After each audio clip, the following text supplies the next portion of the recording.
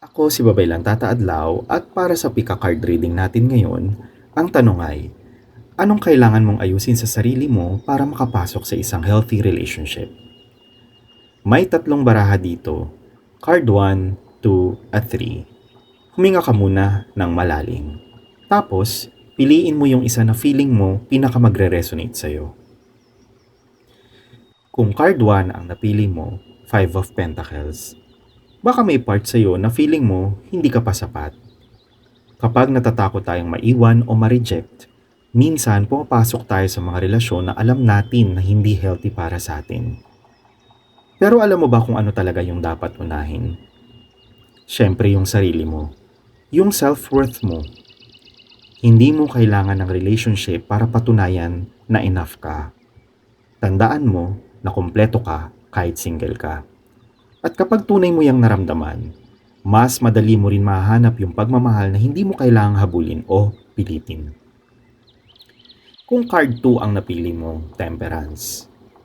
Minsan, todo effort ka agad. Minsan naman, bigla ka na lang napapalayo.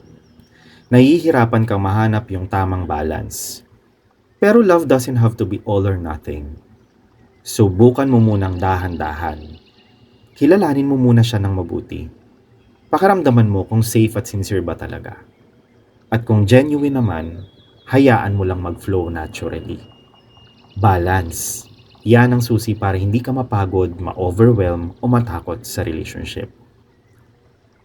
Kung card 3 ang napili mo, 7 of Swords, medyo hirap kang mag-open up.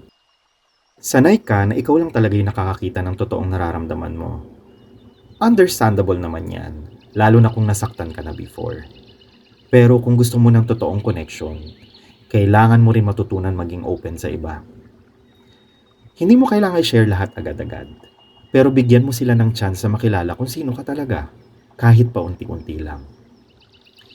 Kung gusto mo ng personalized reading, bisitahin mo lang ang www.babaylanadlaw.com.